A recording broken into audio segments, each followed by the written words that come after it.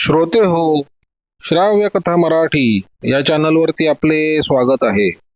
श्रोते हो, श्राव्य कथा मराठीवर मी आपल्याला सध्या श्रीकांत सिनकर यांनी लिहिलेल्या विविध पोलीस तपास कथा, रहस्य कथा, डिटेक्टिव्ह कथा सादर करत आहे.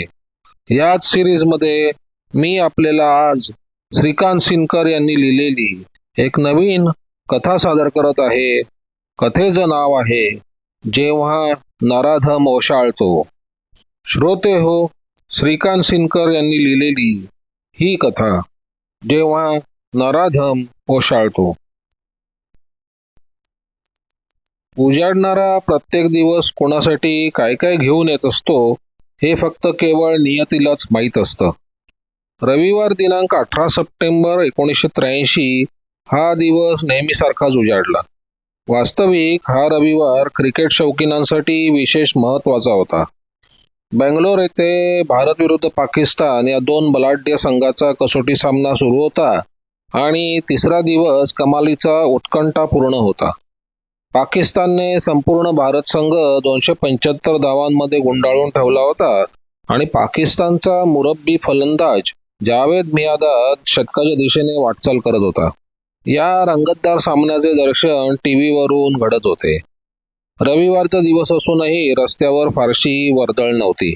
तशात मुंबईतील नागदेवी विभागात तर शुकशुकाटच होता. मुळात नागदेवी हा प्रामुख्याने व्यापारी विभाग होता. हिंग, दालचिनी, लवंग सारख्या मसाल्याच्या अनेक पेढ्या आणि विविध कटलरी वस्तूंचा व्यापार या विभागात प्रामुख्याने होत होता. या विभागात रविवारची साप्ताहिक सुट्टी असल्यामुळे येथील सर्व कार्यालय, दुकानं, हॉटेलं वगैरे सगळंच बंद होतं.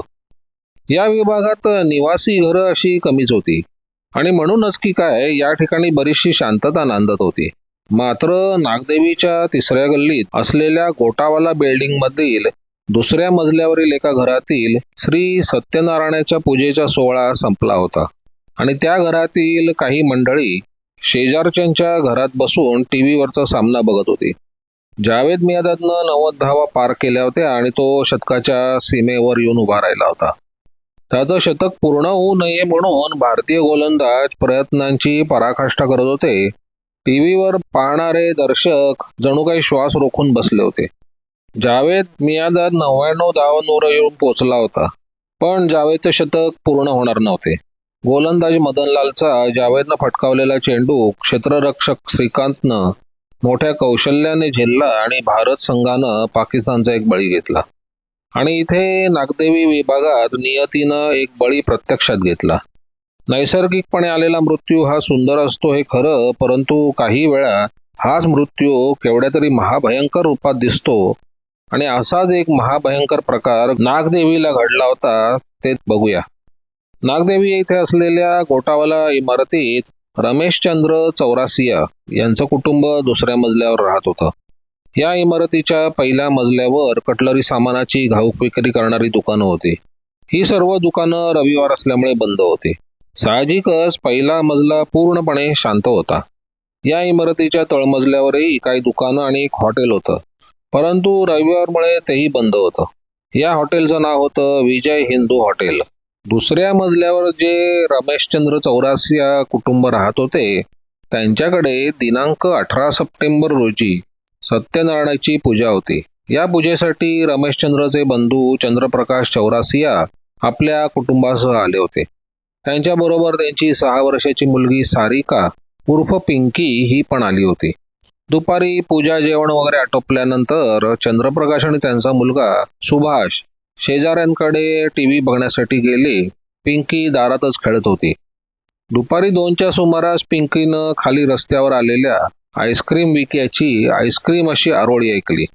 ती आरोळी ऐकून पिंकीनं आपल्या काकाकडून 4 आणे घेतले आणि ती आईस्क्रीम आणण्यासाठी खाली गेली. तिचे वडील आणि भाऊ शेजारी टीव्ही पाहत होते. घरातील मंडळी संध्याकाळच्या तीर्थप्रसादाची व्यवस्था करण्यात दंग झाली होती. काही वेळ सर्वजण पिंकीला जणू विसरूनच गेले होते.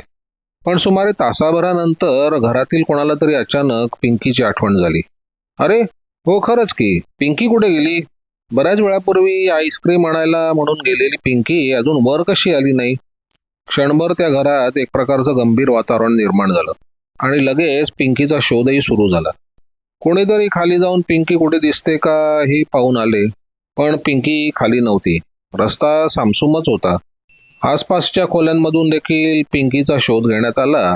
पिंकी तिथेही नव्हती.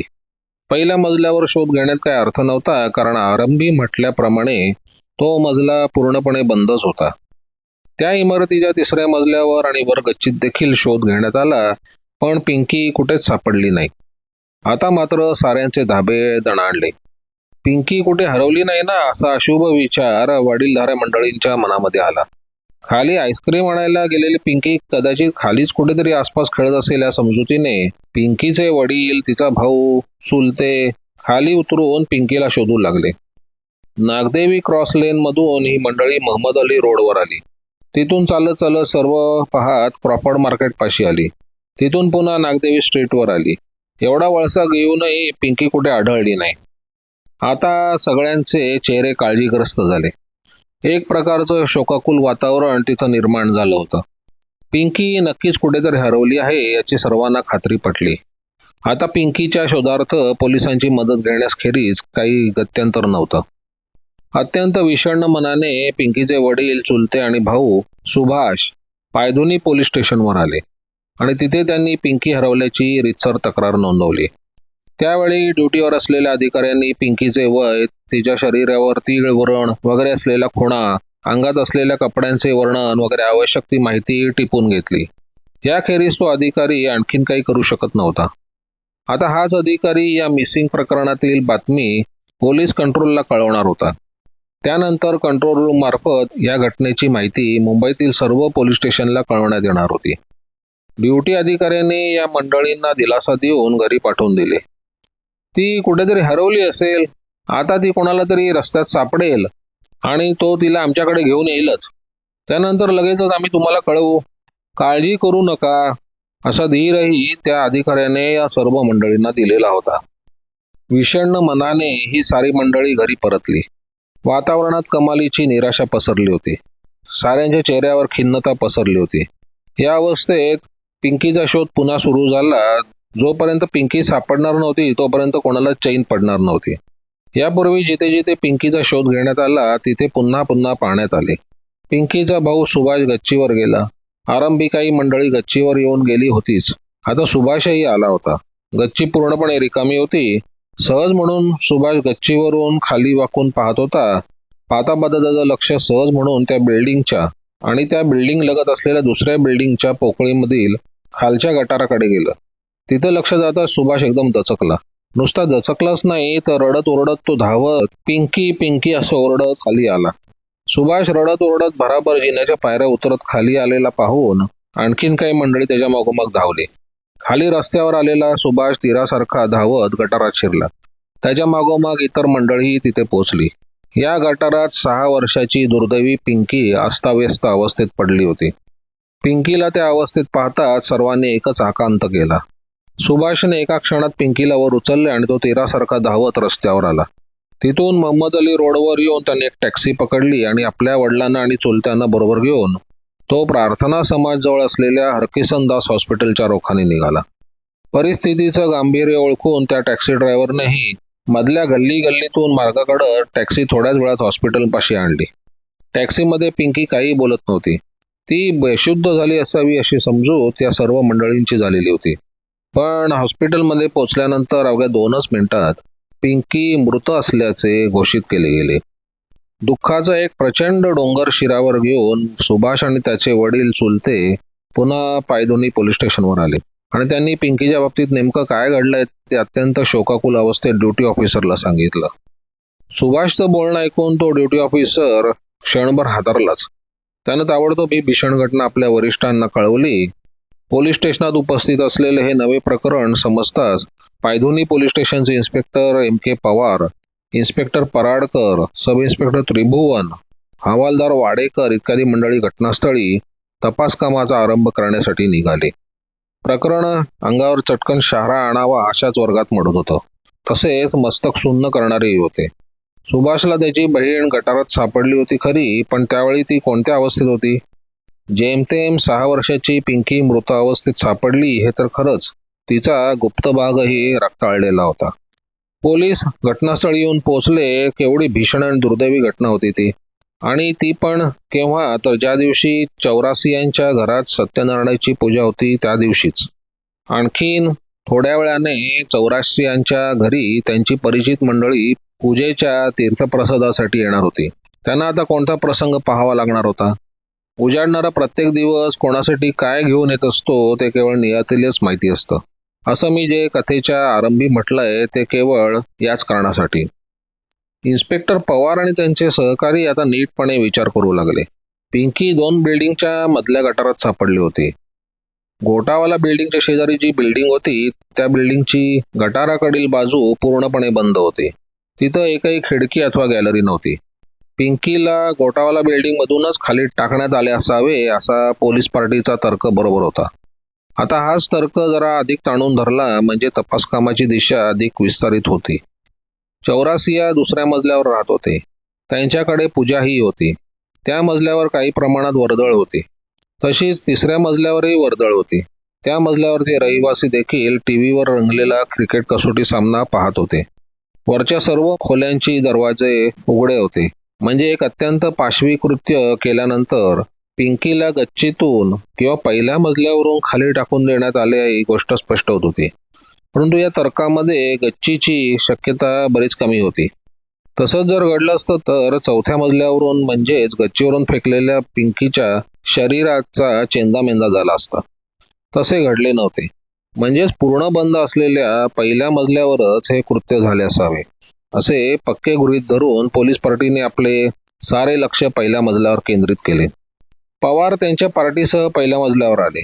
या मजल्याची पाहणी करता त्या मजल्याच्या टोकाला असलेल्या नळापाशी पोलिसांना पिंकीची चड्डी सापडली आणि या कुकर्माची नेमकी जागा पवारांना समजली. आता या मजल्याची कसून तपासणी सुरू झाली. त्या मजल्यावरची सारी ऑफिसेस बंद होती. तिथं कोणी राहत नव्हतं. मग इथे कोण आलं असावं? कोणी जरी आलं ही निश्चित, पण कोण आलं? पिंकी आईस्क्रीम आणण्यासाठी दुपारी 2च्या सुमारास खाली गेली होती. मग जो कोणी इथे आला होता त्याला पिंकी कशी भेटली? वरून खाली येत असताना का खालून वर जात असताना? शिवाय ही भेट पहिल्या मजल्यावरच झाली हे तर तिथे नळाजवळ सापडलेल्या पुराव्यामुळे स्पष्ट होत होतं. त्या मजल्याची कसून पाहणी चालू असताना पोलीस पार्टीला त्या मजल्याच्या मध्यभागी ओढून फेकलेल्या वेड्यांची 3-4 थोडकं सापडली. ही निर्जीव थोडकं काहीशी बोलकी ठरली. वेड्यांची 3-4 थोडकं सापडली होती म्हणजे या ठिकाणी वेड्या ओढण्यासाठी एक किंवा एकाहून अनेक व्यक्ती बसल्या होत्या.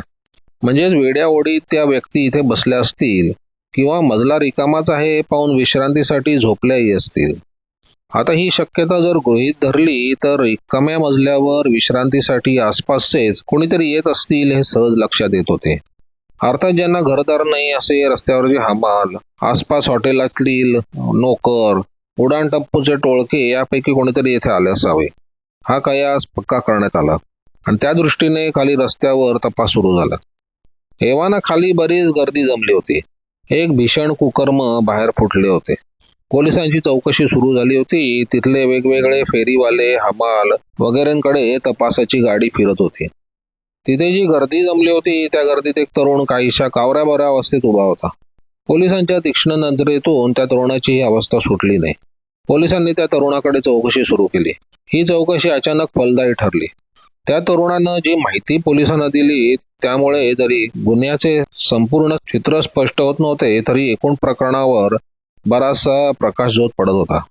त्या तरुणाचे नाव होते भारत गायकर. हा भारत पाणी विक्या होता. नागदेवी परिसरात तो थंड पाण्याची गाडी फिरवत असायचा. परंतु रविवारी तो परिसर बंद असल्यामुळे रविवारच्या दिवशी तो आपला धंदा बंद ठेवायचा. या दिवशी दुपारी तो गोटावाला बिल्डिंगच्या पहिल्या मजल्यावर विश्रांतीसाठी म्हणून झोपायला जायचा. हा गुन्हा घडला त्या दिवशी दुपारी 1 वाजता. भारत पहिल्या मजल्यावर एका गोणपाटावर झोपला होता. पण त्या दिवशी तो तिथे एकटाच नव्हता.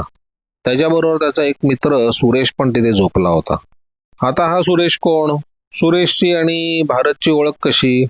जिथे गोटावाला बिल्डिंग होती त्या बिल्डिंगच्या खालीच एक हॉटेल होतं.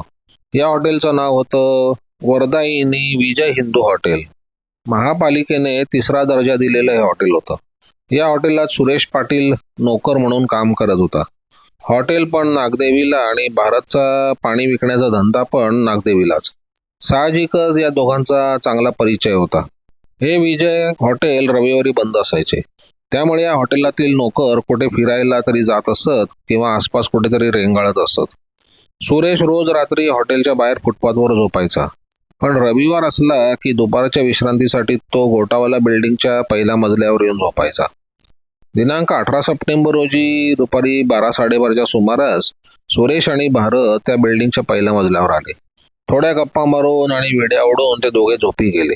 त्यानंतर काही वेळाने सुरेशने निद्रिस्त भारताला जागे केले आणि मी पांडूला भेटायला जातो आहे असं सांगून तो तिथून निघून गेला होता.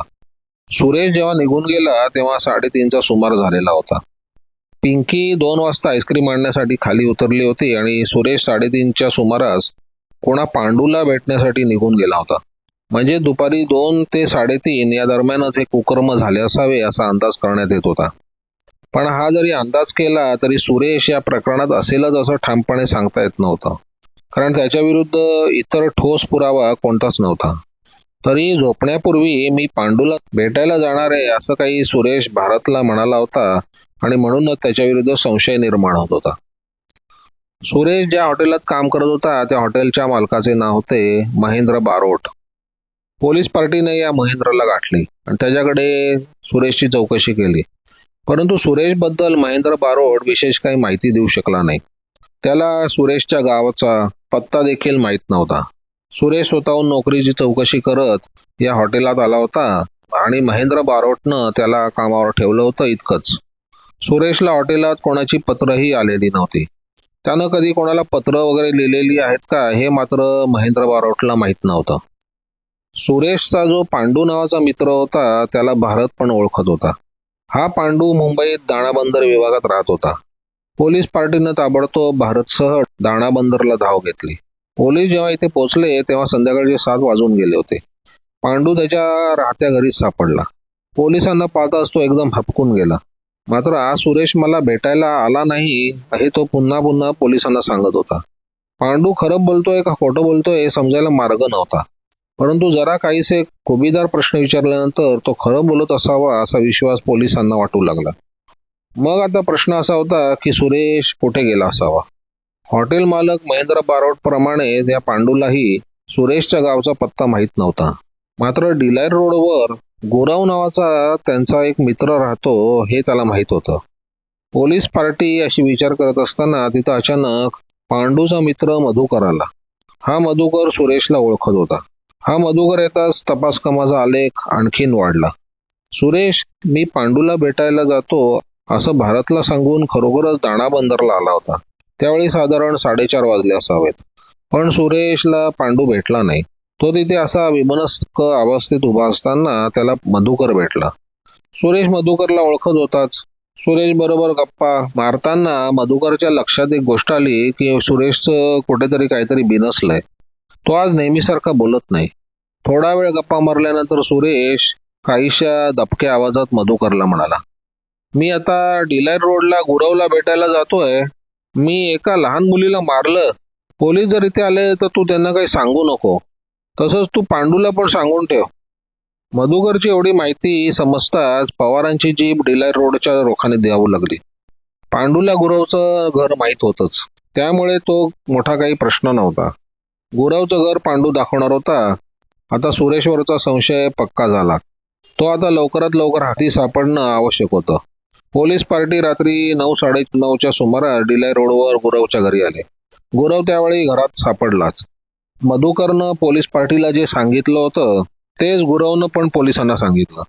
आपण एका लहान मुलीला मारलंय असं सुरेशनं गुरवलाही सांगितलं होतं. इतकंच नव्हे तर आपण आता गावी जात आहोत असंही सुरेशनं गुरवला सांगून ठेवले होते आणि पोलिसांना काही सांगू नको असंही बजावलं होतं.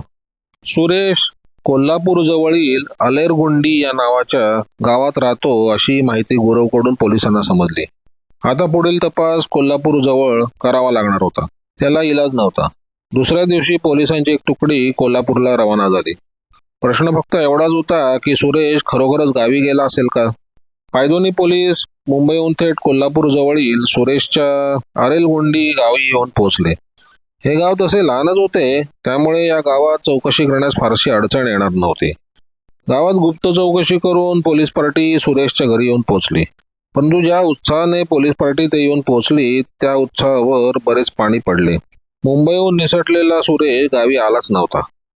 सुरेशच्या वडिलांकडे आणि शेजाऱ्यांकडे, गावकऱ्यांकडे चौकशी केली तर सुरेश खरोखरच गावी आला नसल्याचे सिद्ध होत होते.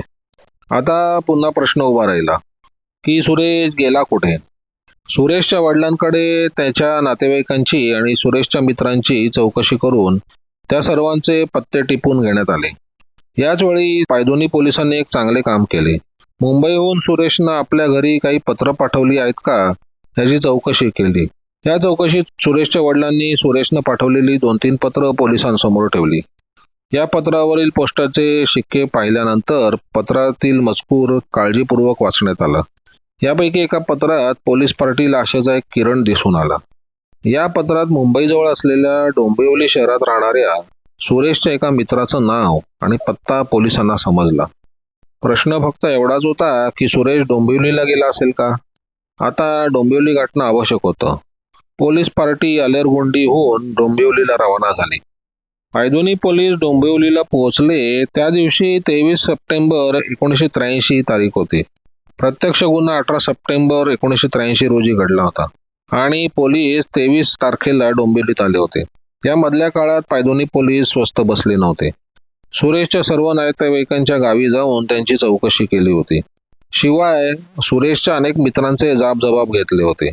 सुरेशचा कुठेच पत्ता लागत नाही हे पाहून मुंबई पोलिसांनी कोल्हापूरच्या पोलिसांबरोबर संपर्क साधला होता आणि सुरेशबद्दल त्यांना पूर्ण माहिती दिली होती. आता सुरेशच्या आलेरगोंडी गावावर कोल्हापूरचे पोलीस लक्ष ठेवणार होते. सुरेशच्या घरात पोलिसांना सुरेशच्या लहानपणीचा एक फोटो सापडला होता. हा फोटो बरोबर घेऊन पोलीस पार्टी डोंबिवलीला आली होती. सुरेशच्या मित्राचा जो पत्ता पोलिसांना सापडला होता त्या पत्त्यावर पोलीस पोहोचले. सुरेशचा मित्रही त्यांना तिथे सापडला, परंतु त्याला सुरेशबद्दल काहीच माहीत नव्हती. सुरेश त्याला गेल्या अनेक महिन्यात भेटला नव्हता. तरी सुरेशबद्दल जितकी माहिती मिळेल तितकी माहिती जमा करून मुंबई पोलीस डोंबिवली शहराच्या लोकल क्राईम ब्रांचमध्ये येऊन पोहोचले. आता कोल्हापूरप्रमाणेच सुरेशच्या संदर्भात डोंबिवलीच्या क्राईम ब्रांचला पण सावध केले गेले. सुरेशचा फोटो त्यांना देण्यात आला. आता जेव्हा सुरेश सापडावायचा होता तेव्हा तो सापडणार होता, परंतु सर्व भाग केवळ नशिबाचा होता. सुरेशच्या बाबतीतला तपास संपवून मुंबईचे पोलीस मुंबईला परतले. डोंबिवली क्राईम ब्रांचने या प्रकरणाचा पिच्छा पुरवण्याचे ठरवले. सुरेशचा जो मित्र डोंबिवलीत राहत होता त्याच्या घरावर पाळत ठेवण्याचे पोलिसांनी ठरवले. तसेच सुरेश जर खरोखरच डोंबिवलीत राहत असेल तर तो कुठेतरी असण्याची शक्यता तोही विचार करण्यात आला. ज्या अर्थी सुरेश मुंबईत एका हॉटेलमध्ये काम करत होता त्या अर्थी तो डोंबिवलीतही एका हॉटेलमध्येच काम करत असेल असा कयास बांधून डोंबिवली पोलिसांनी डोंबिवलीमधील हॉटेलही तपासण्याचं ठरवलं आणि त्याप्रमाणे त्यांनी तपास सुरू केला. 1 डिसेंबर 1983 तारीख डोंबिवली पोलिसांच्या सुदैवाची ठरली.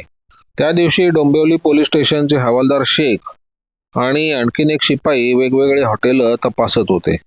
ही तपासणी करीत हवालदार शेख डोंबिवली मानपाडाजवळील कोळे विभागात आले. इथे किसा हॉटेल या नावाचे एक अगदीच मामूली हॉटेल होते. हवालदार शेख आणि त्यांच्याबरोबरचा शिपाई चहा घेण्यासाठी त्या हॉटेलात शिरले. वेळ दुपारची होती. हवालदार शेख चहा घेत होते. त्यांच्या मनात सुरेशचे विचार चालू होते. तेवढ्यात एक घटना घडली. या हॉटेलात टेबल साफ करणाऱ्या आणि पाण्याचे ग्लास देणाऱ्या एका तरुणाकडे शेख यांचं लक्ष गेलं. त्या क्षणी शेखांच्या काळजाचा एक ठोका जणू चुकलाच. हे असंच असतं. सतत एका संशयाला डोक्यात बसवणाऱ्या, कायम आरोपीच्या मागावर फिरणाऱ्या, अहोरात्र तपास कामाच्या चक्रात अडकणाऱ्या कोणाही तपास अधिकाऱ्याच्या काळजाचा एखादा ठोका चुकलाच म्हणजे त्याच्या मनातील संशय अधिक वाढला हे निश्चित समजावे. हवालदार शेख यांची अवस्था काहीशी तशीच झाली होती. आपल्या नजरेसमोर वावरणारा हा तरुण म्हणजे सुरेश तर नसावा. शेख यांच्या मनातला संशय क्षणाक्षणाला वाढत होता. सुरेशच्या लहानपणीचा जो फोटो पायधोनी पोलिसांना मिळाला होता त्या फोटोच्या अनेक प्रती काढण्यात आल्या होत्या. त्यापैकी एक प्रत शेखजवळ होती, परंतु त्या हॉटेलात शेखनी तो फोटो बाहेर काढला नाही. ते शांतपणे हॉटेलातून बाहेर पडले आणि जरा दूर उभे राहून त्यांनी आपल्या खिशातून सुरेशचा फोटो बाहेर काढला. हा फोटो पुन्हा पुन्हा पाहिल्यानंतर शेख यांची खात्री झाली की तो तरुण म्हणजे सुरेशच आहे. आता ते पुन्हा त्या हॉटेलात शिरले आणि सरळ त्या तरुणासमोर उभे राहून म्हणाले, तुझे तुझे नाव काय रे? सुरेश, तो तरुण चाचरत म्हणाला. इथे कधीपासून आहेस तू? मी इथे हल्लीच लागलो. आधी कुठे होतास? मुंबईला, पायधुणीला. चल माझ्या बरोबर. शेखने सुरेशचा हात पकडला आणि ते त्याला घेऊन हॉटेलातून बाहेर पडले. आता सारंच संपलं होतं. डोंबिवली क्राईम ब्रांचच्या दिशेने जात असताना सुरेशनं आपल्या पापाची कबुली दिली होती. क्राईम ब्रांचमध्ये तर ताबडतोब मुंबईच्या पायधुनी पोलीस स्टेशनला संपर्क करण्यात आला आणि सुरेशला धरण्यात आलं असल्याची बातमी पायधुनी पोलीस स्टेशनला कळवण्यात आली. डोंबिवली पोलिसांचा फोन आल्यानंतर पायधुनी पोलीस अधिकारी ताबडतोब डोंबिवलीला येऊन पोहोचले. काहीशा विलंबाने का होईना पण संशयित खुनी आरोपी सुरेश अखेर सापडला होता.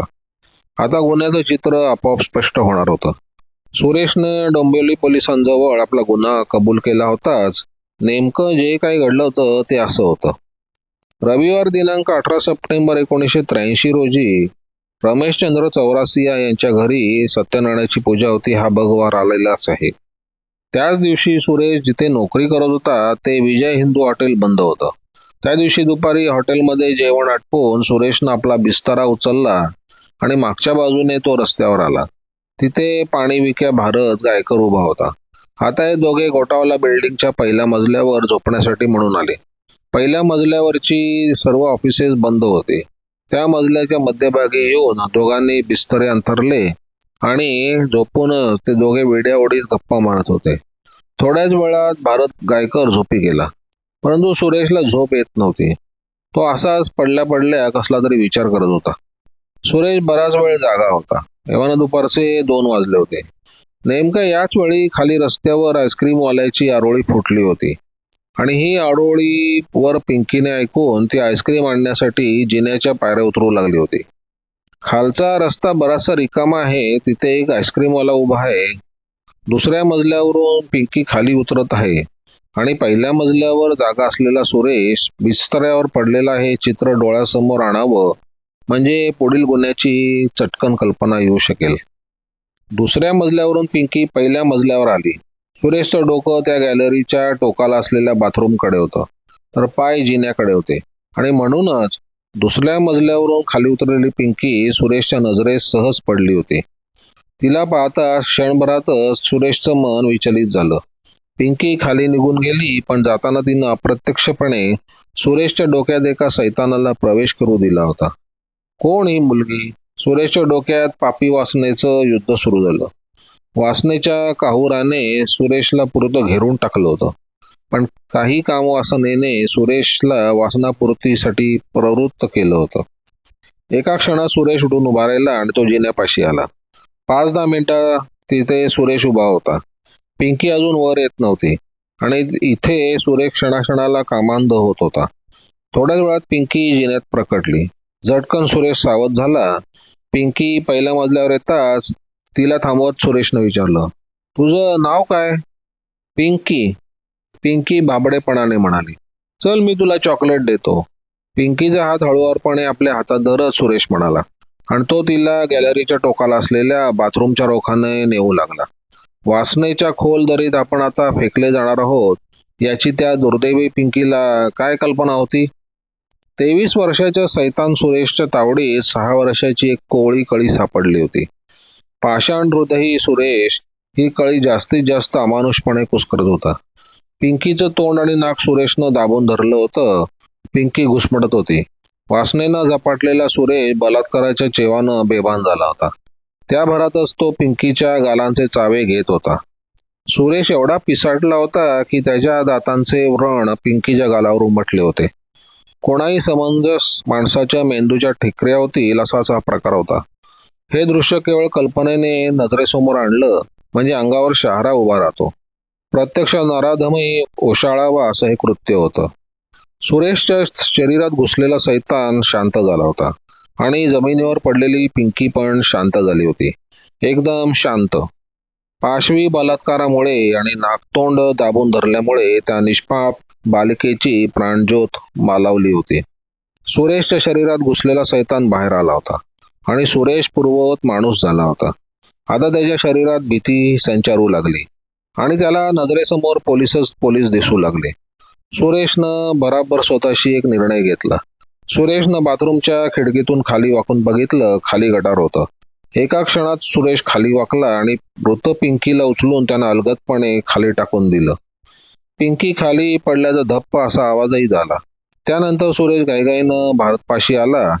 भारत झोपलेलाच होता. काय घडलं हे त्याला माहीतच नव्हतं. सुरेशनं भारतला उठवलं आणि मी पांडूला भेटायला जातो असं त्याला सांगून तो घाईघाईने निघून गेला. यानंतर सुरेश खरोखरच दाणाबंदर येथे पांडूला भेटायला आला. पण तिथे त्याला पांडू न भेटता मधुकर भेटला. मधुकर जवळ आपल्या गुन्ह्याची कबुली देऊन सुरेश डिलाईट रोडला गुरवला भेटायला आला. गुरवलाही त्यानं काय घडलं ते सांगितलं आणि तो तिथून निघून गेला. यानंतर तो डोंबिवलीला आला होता, पण त्याला तिथला त्याचा मित्र भेटला नाही. ती रात्र सुरेशनं डोंबिवलीच्या रस्त्यावरच घालवली आणि दुसऱ्या दिवसापासून तो डोंबिवलीमध्ये हॉटेलातून फिरून नोकरी शोधू लागला. त्याच्या सुदैवानं त्याला किसा हॉटेलात नोकरी मिळाली. नोकरी मिळाली हे ठीक, पण सुरेशला कुठे माहिती होतं की आपल्याला शोधत डोंबिवली क्राईम ब्रांचचे हवालदार शेख इथपर्यंत येतील म्हणून. आणि पुढं घडलंही तसंच. हवालदार शेखनं सुरेशला धरलंच. संबंधितांचे जाब घेऊन सुरेशला मुंबईत आणण्यात आले. श्री चौरासिया यांच्याकडे ज्या दिवशी श्री सत्यनारायणाची महापूजा होती त्याच दिवशी ही भीषण घटना घडली होती.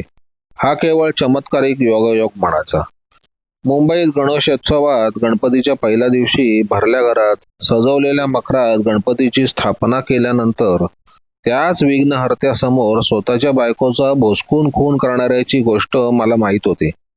हे असं घडलं किंवा पाहिलं म्हणजे मन उद्विग्न होतं हे खरं. सुरेश विरुद्ध पुरावा जमा करण्यात आला होता, पण मध्ये आणखीन एक महत्त्वाची घटना घडली होती. पिंकीचा मृतदेह पुढील चिकित्सेसाठी जे हॉस्पिटलमध्ये पाठवण्यात आला होता. त्यावेळी इन्स्पेक्टर पवार तिथे हजर होते. मी वर म्हटलंच आहे की सुरेशनं बलात्काराच्या वेळी पिंकीच्या गालाचे बरेच चावे घेतले होते आणि त्याच्या दातांचे व्रण पिंकीच्या गालावर स्पष्टपणे उठले होते. हे व्रण अगदी स्पष्टपणे दिसत होते. ते व्रण पाहून पवार काहीसे बेचैन झाले होते. पिंकीच्या मृतदेहाचे फोटो काढण्यात आले होते, परंतु तिच्या गालावरचे व्रण आपल्याला पुराव्याच्या दृष्टीने उपयोगी पडतील का हा विचार पवार करत होते. त्यांनी आपल्या मनातील विचार सरकारी डॉक्टरांना बोलून दाखवला. तथापि हे काम कोणा दातांच्या तज्ज्ञ डॉक्टरांचे आहे. तेच या संदर्भात काहीतरी मदत करू शकणार होते. आता या बाबतीत पवार आणि सरकारी डॉक्टर विचार करू लागले. विचारांती सरकारी डॉक्टरांनी सेंट जॉर्ज हॉस्पिटलमध्ये फोन करून डॉक्टर अस्पी सर्वियर यांना जे हॉस्पिटलमध्ये येण्याची विनंती केली. डॉक्टर अस्पी सर्वियर हे सेंट जॉर्ज हॉस्पिटलमधील मेडिकल कॉलेजचे हेड ऑफ द डिपार्टमेंट म्हणून काम करत होते. ते लगेचच आपल्या मदतनीस पथकासह जे हॉस्पिटलमध्ये आले आणि त्यांनी आपल्या कामास सुरुवात केली. पिंकीच्या गालावर जे व्रण उठले होते त्या व्रणाची त्यांनी नीट पाहणी केली आणि अगदी काळजीपूर्वक प्लॅस्टर ऑफ पॅरिसचा उपयोग करून त्यांनी ते व्रण व्यवस्थित बंदिस्त केले. पुराव्याच्या दृष्टीने हे व्रण उपयोगी पडतील असा विश्वास डॉक्टर सर्वियर यांना वाटत होता आणि म्हणूनच सुरेशच्या अटकेनंतर त्याला डॉक्टर सर्वियर यांच्या ताब्यात देण्यात आले. आता डॉक्टर मंडळींची खरी परीक्षा होती. डॉक्टरांनी सुरेशला सफरचंद, पेरू वगैरे कडक फळं चावायला दिली. या फळांवर सुरेशच्या दातांचे जे व्रण उठले ते प्लॅस्टर ऑफ पॅरिसचा उपयोग करून बंदिस्त करण्यात आले. यानंतर अगोदरच्या आणि नंतरच्या व्रणांचा बारकाईने अभ्यास करून डॉक्टर सर्वियर हे दोन्ही व्रण एकाच व्यक्तीचे म्हणजे सुरेशचेच आहेत या निष्कर्षाला येऊन पोहोचले. पुढे ही गोष्ट सेशन्स कोर्टात सिद्ध करण्यात आली आणि कोर्टाने ती ग्राह्य मानली. केवळ दंतव्रणावरून गुन्हा सिद्ध होण्याची आणि दंतव्रण देखील पुरावा म्हणून मान्य करण्याची घटना माझ्या माहितीप्रमाणे भारतातील ही पहिलीच घटना असावी.